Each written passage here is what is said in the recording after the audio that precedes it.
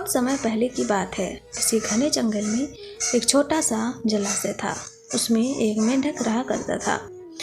उसे एक दोस्ती की तलाश थी। एक दिन उसी जलाशय के पास एक पेड़ के नीचे से चूहा निकला। चूहे ने मेंढक को दुखी देखकर उससे पूछा, दोस्त क्या बात है? तुम बहुत उदास लग रहे हो।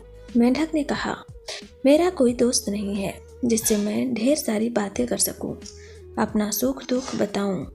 इतना सुनते ही चूहे ने उछलते हुए जवाब दिया, अरे आज से तुम मुझे अपना दोस्त समझो, मैं तुम्हारे साथ हर वक्त रहूंगा। इतना सुनते ही मेंढक बेहद खुश हुआ। दोस्ती होते ही दोनों घंटों एक दूसरे से बात करने लगे। मेंढक जलाशय से निकलकर कभी पेड़ के नीचे बने चूहे के बिल में चला जाता तो कभी दोनों जलाशय के बाहर बैठकर काफ़ी बातें करते। दोनों के बीच की दोस्ती दिनों दिन काफ़ी गहरी होती गई। चूहा और मेंढक अपने मन की बात अक्सर एक दूसरे से साझा करते थे। होते होते मेंढक के मन में हुआ कि मैं तो अक्सर चूहे के बिल में उससे बातें करने जाता हूँ, लेकिन चूहा मेरे जलाशय में कभी नहीं आता। यह सोचते सोचते चूहे को पानी में लाने के मेंढक को एक तरकीब सूझी। चालाक मेंढक ने चूहे से कहा, दोस्त, हमारी मित्रता बहुत गहरी हो गई है। अब हमें कुछ ऐसा करना चाहिए जिससे एक दूसरे के बारे में बार बार पैर बंधा हुआ दिखाई दे। चूहे ने हाँ में भरते हुए कहा, हाँ जरूर, लेकिन हम ऐसा करेंगे क्या?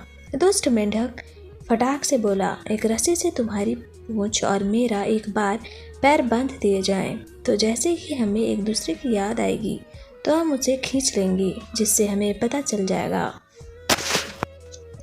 चूहे को मेंढक के छल का जरा भी अंदाजा नहीं था, इसलिए भोला चूहा एकदम इसके लिए राजी हो गया।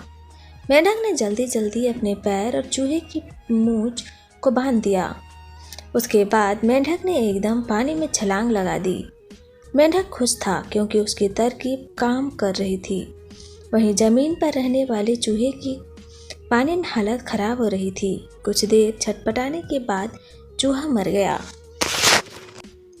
बाज आसमान में उड़ते हुए यह सब देख रहा था। उसने जैसे ही पानी में चूहे को तैरते हुए देखा तो बाज तुरंत उसे मुंह में दबाकर उड़ गया। दुष्ट मेंढक भी चूहे से बंधा हुआ था, इसलिए वो भी बाज के चंगुल में फंस गया। मेंढक को पहले तो समझ ही नहीं आया कि क्या हुआ।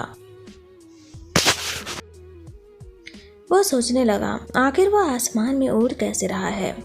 जैसे ही उसने ऊपर देखा तो बाज को देख वो हैरान हो गया और भगवान से अपनी जान की भीख मांगने लगा, लेकिन चूहे के साथ साथ बाज उसे भी खा गया।